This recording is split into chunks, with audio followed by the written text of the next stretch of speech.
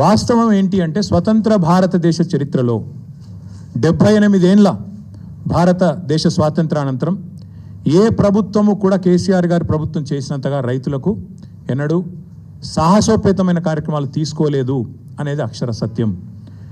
రైతు బంధు అనే ఒక విప్లవాత్మకమైన పథకం ఇది ఇక్కడ అక్కడ కాదు. మొన్న నేను ఆక్స్ఫర్డ్ యూనివర్సిటీకి పోయినా, అక్కడ నేను చెప్తుంటే వాళ్ళే పరిశాన్ అవుతున్నారు.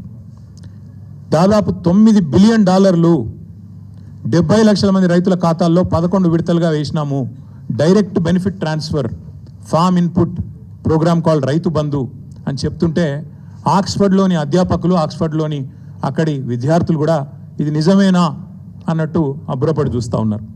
తెలంగాణ నేల మీద రైతు రాజ్యం తెచ్చిందే కేసీఆర్ గారు. భారతదేశంలోనే మొట్టమొదటిసారిగా అన్ని రంగాలకు 24 గంటల ఉచిత విద్యుత్తు, 24 గంటల విద్యుత్తు, అందులో ఉచిత విద్యుత్తు రైతులకు ఇచ్చిన మొట్టమొదటి రాష్ట్రం తెలంగాణ. మొట్టమొదటి ముఖ్యమంత్రి భారతదేశ స్వాతంత్రానంతరం కేసీఆర్ గారు మాత్రమే. ఇది నువ్వు అవునన్నా కాదన్నా గింజుకున్నా గిలగిల కొట్టుకున్నా రేవంత్ రెడ్డి గారు, ఇది వాస్తవం నిలిచిపోతుంది. ఇందిరమ్మ రాజ్యం అన్నావు. ఇందిరమ్మ గొప్పతనం తెలవాలంటే గుడ్డలు కూడా తీసుకొట్టాలన్నావు. ఇందిరమ్మ గొప్పతనం ఏంది, ఇందిరమ్మ రాజ్యం గొప్పతనం ఏంది నీది అంటే కాలిపోయిన మోటార్లు, పేలిపోయిన ట్రాన్స్ఫార్మర్లు, ఎరువుల కోసం, విత్తనాల కోసం లైన్లలో మళ్ళా చెప్పులు. నువ్వే చెప్పినావు, నీ పార్టీ చెప్పింది, మాకు ఓటేయండి మార్పు తెస్తాం, ఆనాటి రోజులు తెస్తాం అన్నావు. నిజంగానే తెచ్చినావు. ఇవాళ ఎరువుల కోసం, విత్తనాల కోసం ఇవాళ రాష్ట్ర వ్యాప్తంగా నీ చేతగాని ప్రభుత్వం, నీ అసమర్థ ప్రభుత్వం రైతులను కాల్చుక తింటున్న మాట వాస్తవం కాదా? నిన్నగాక మొన్న కొమరం భీం జిల్లాలో అక్కడ సిర్పూర్ అనుకుంటా అక్కడ ఊరు, అక్కడ వేల మంది ఆల్మోస్ట్ యుద్ధాలు చేసే పరిస్థితి ఒక ఎరువు బస్తా కోసం వచ్చిన మాట వాస్తవం కాదా? ఇలా ప్రతి మండలంలో రైతులు ఎరువుల కోసం, యూరియా కోసం ధర్నాలు చేసే పరిస్థితి వచ్చిన మాట వాస్తవం కాదా?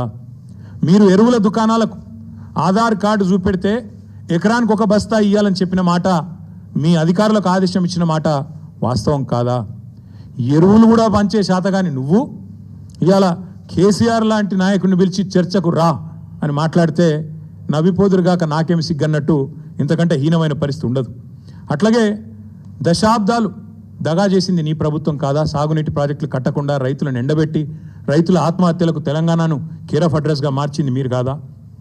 అదే కేసీఆర్ గారు రైతుకు పెట్టుబడి ఇచ్చిండు, ఉచితంగా విద్యుత్ ఇచ్చిండు, చెరువులు నింపే మిషన్ కాకతీయ తెచ్చిండు, చెక్ డ్యాములు కట్టిండు, ఆఖరికి వాగులల్లో కూడా గోదావరి నీళ్ళని తీసుకొచ్చి పోసి ఒక మాంజీరా వాగులో, హల్దీ వాగులో, కొడెల్లి వాగులో వాగులు నింపిన ఘనత కూడా కేసీఆర్ దా కాదా? ఒక్కసారి గుర్తు తెచ్చుకోమని రేవంత్ రెడ్డి గారిని అడుగుతా ఉన్నాం. కరోనా సమయంలో దేశమంతా అతలాకుతలం అవుతుంటే ఆనాడు 7,500 ధాన్యం కొనుగోలు కేంద్రాలు పెట్టి ఆఖరి గింజదాకా కొని రైతులను కంటికి రెప్పలాగా కాపాడుకున్నది కేసీఆర్ కాదా? మార్కెట్ యార్డులకు ఇవాళ ధాన్యం వస్తే ఎక్కడ బోనస్ ఇవ్వాల్సి వస్తుందో అని ఎగ్గొట్టి దాచుకుంటున్నది నీ ప్రభుత్వం కాదా అని నేను అడుగుతా ఉన్నా. అట్లాగే ప్రపంచంలో ఎక్కడన్నా ఉన్నదా రైతు బీమా? ఒక రైతు చనిపోతే 5 లక్షల బీమా ఇచ్చే సంస్కారవంతమైన ప్రభుత్వం ఈ భారతదేశంలో కాదు ప్రపంచంలో ఎక్కడన్నా ఉందా? అది తెచ్చింది కేసీఆర్ కాదా? ఇవాళ రైతు బీమా కూడా ఎగ్గొట్టి గత 3 నెలలుగా ప్రీమియం కట్టకుండా మరి ముఖం చాటేసి వేలాది మంది రైతులు ఉసురు తీస్తున్నది కాంగ్రెస్ ప్రభుత్వం కాదా? ఇట్లా 1, 2 కాదు, చెప్తే 100 విషయాలున్నాయి.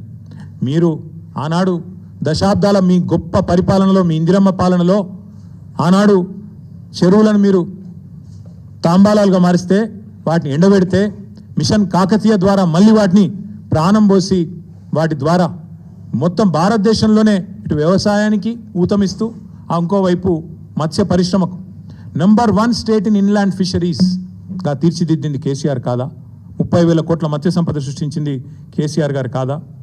ఏపీకి, ఆంధ్రప్రదేశ్కి ఉమ్మడి రాష్ట్రంలో కిందికి గోదావరి గలగలా తరలిపోతుంటే, ఇంకోవైపు కృష్ణమ్మ బిరబిరా పారిపోతుంటే ఆరతులు పట్టింది నీ పార్టీ, కిందికి నీళ్లను తీసుకుపోయింది నీ పార్టీ.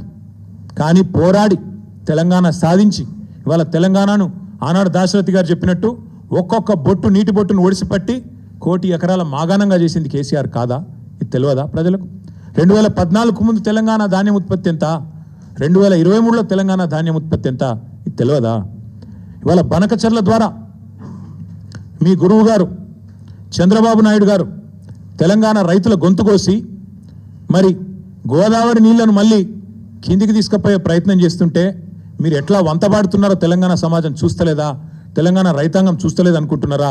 ఈ జలదోపిడిని అడ్డుకునే ప్రయత్న భాగంలో మీరు ఎట్లా ఆంధ్ర ప్రయోజనాలకు వంతబాడుతున్నారో ఇవాళ తెలంగాణ సమాజం చూస్తలేదు అనుకుంటున్నారా? ఒక్కసారి గుర్తు చేసుకోండి అని చెప్తా ఉన్నా. ఆనాడు వలసల జిల్లాగా పేరుపడ్డ పాలమూరును దత్తత పేరిట దగా చేసిందెవరో, దక్షిణ తెలంగాణకు ప్రాణాధారమైన పాలమూరు రంగారెడ్డి ఎత్తిపోతల పథకాన్ని మేము దాదాపు 85-90% పూర్తి చేస్తే ఆ 10% ఇవాళ చేయకుండా ఎండబెడుతున్నది ఎవరో ప్రజలకు తెలియదా? ఆనాడు నల్లగొండ జిల్లా, మా స్రవంతి గారు ఇక్కడే ఉన్నారు, మునుగోడు, ఆ ప్రాంతం మొత్తం ఆనాడు ఫ్లోరైడ్ బాధతో బొక్కలు పూర్తి స్థాయిలో మూలుగ చచ్చిపోయి దారుణంగా తయారైతే ఆ ఫ్లోరైడ్ అనే మహమ్మారిని తరిమి కొట్టింది కేసీఆర్ పరిపాలన కాదా? అన్నదాతల ఆత్మహత్యలు ఆపింది కేసీఆర్ పరిపాలన కాదా? ఈ సెంట్రల్ గవర్నమెంట్ పార్లమెంట్లో చెప్పిన మాట వాస్తవం కాదా? ఇట్లా చెప్తూ పోతే వందలు ఉన్నాయి. చివరికి ఎంత దారుణం అంటే నల్లగొండ జిల్లాలో ఫెయిల్ అయిన బోర్లే ఇంటి పేరుగా రైతులు మార్చుకునే పరిస్థితి. బోర్ల రామరెడ్డి గారు, ఆయన ఇంటి పేరు బోర్ల రామరెడ్డి, 57 బోర్లేసి బోర్లా పడ్డ వ్యవసాయం తెలంగాణలో ఉన్నమాట వాస్తవం కాదా? ఇవాళ మీరు మాట్లాడితే దయ్యాలు వేదాలు వల్లించినట్టు నికృష్టంగా కాంగ్రెస్ గురించి, కాంగ్రెస్ యొక్క గొప్పతనం గురించి, ఇందిరమ్మ గురించి ఎమర్జెన్సీ విధించి ఆనాడు ఎంతోమందిని జైళ్లలో నూకిన ఇందిరమ్మను గుర్తు చేసుకుంటూ మళ్ళీ గుడ్డలు కూడా తీసుకొడతామంటే ఇవాళ తెలంగాణ సమాజం అట్లా చూస్తూ ఊరుకోవడానికి, నిస్తేజంగా చూడడానికి సిద్ధంగా లేదు. రేవంత్ రెడ్డి గారు, మీకు నేను స్పష్టంగా చెప్తా ఉన్నా, నీకు లెక్కలు తెలియకపోవచ్చు కానీ నేను గుర్తు చేస్తా. వాస్తవం ఏంది? 2014లో ఆనాడు కొత్త రాష్ట్రం తెలంగాణ, ఏదో అధికార మార్పిడి కాదు జరిగిందో, కొత్త రాష్ట్రం పుట్టింది. ప్రజల దయతో, పోరాటాలతో, కేసీఆర్ గారి నాయకత్వంలో తెలంగాణ రాష్ట్రాన్ని సాధించుకున్న రాష్ట్రంలో మన ఆర్థిక పరిస్థితి మనకు తెలియకపోయినా 2 దఫాల్లో 30,000 కోట్ల రుణమాఫీ చేసింది కేసీఆర్ ప్రభుత్వం కాదా?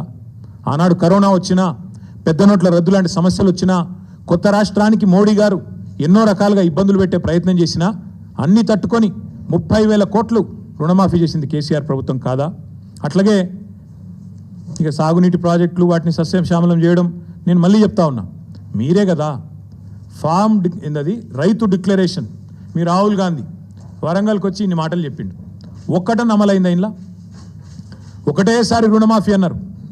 50,000 కోట్ల రుణమాఫీని 12,000 కోట్లకు కుదించి చేతులు దులుపుకున్నారు, అవతల పడ్డారు, అయిపోయింది అంటున్నారు.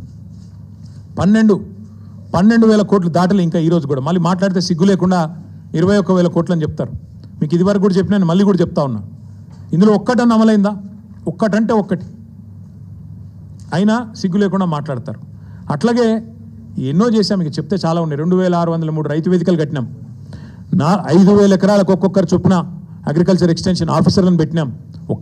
ఏదో మాటలతోనో డైలాగులతోనో కాలేదు తెలంగాణలో వ్యవసాయ విస్తరణ. కేసీఆర్ గారి నాయకత్వంలో అకుంఠిత దీక్షలాగా, ఒక తపస్సులాగా చేస్తే ఇన్ని రంగాలకు కలబోతా, సాగునీరు, విద్యుత్తు, అట్లాగే ఇరిగేషను, ఇవన్నీ కలిస్తే, గ్రామీణాభివృద్ధి కలిస్తే వాటి సమాహారంగా అల్టిమేట్గా తెలంగాణ ఇలా భారతదేశంలో నెంబర్ 1 అయింది.